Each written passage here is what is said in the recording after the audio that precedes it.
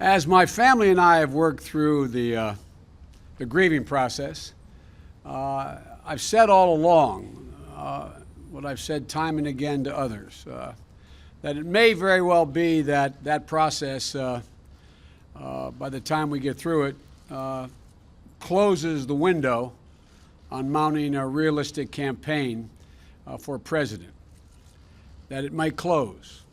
I've concluded it has closed. But while I will not be a candidate, I will not be silent.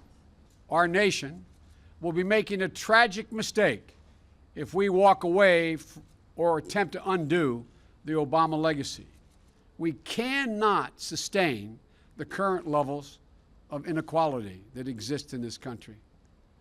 I believe the huge sums of unlimited and often secret money pouring into our politics is a fundamental threat to our democracy, and I really mean that.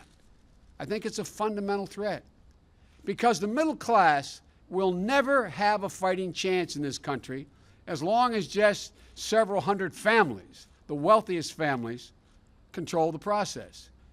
We all know that 12 years of public education is not enough. As a nation, let's make the same commitment to a college education today that we made to a high school education 100 years ago. Children and child care is the one biggest barrier for working families.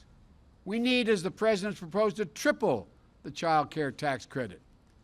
That alone will lead to a dramatic increase in the number of women able to be in the workforce and will raise our economic standards. We can pay for all of this with one simple step: by limiting the deductions in the tax code to 28% of income. Wealthy folks will end up paying a little bit more. But it's my guess, and I mean this sincerely, it's my guess, they'll be happy to help build a stronger economy and a better educated America. We have to accept the fact that we can't solve all the world's problems.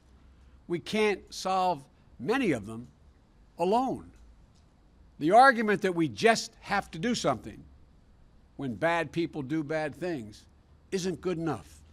It's not a good enough reason for American intervention and to put our sons and daughters' lives on the line, put them at risk. I believe we have to end the divisive partisan politics that is ripping this country apart, and I think we can. It's mean-spirited, it's petty, and it's gone on for much too long. I don't believe, like some do, that it's naive to talk to Republicans. I don't think we should look at Republicans as our enemies. They are our opposition.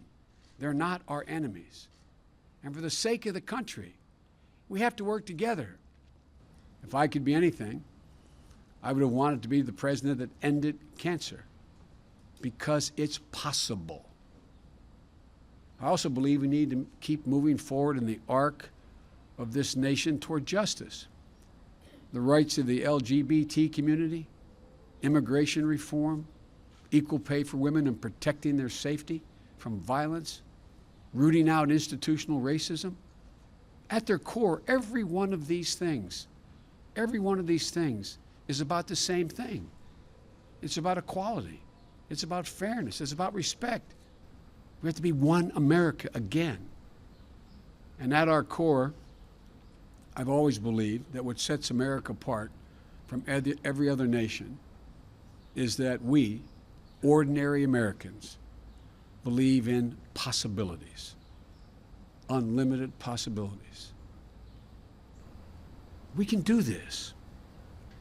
And when we do, America won't just win the future.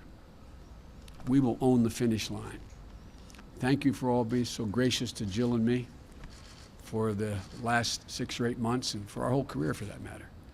But I'm telling you, we can do so much more. And I'm looking forward to continuing to work with this man to get it done. Thank you, brother. Thank you all very much.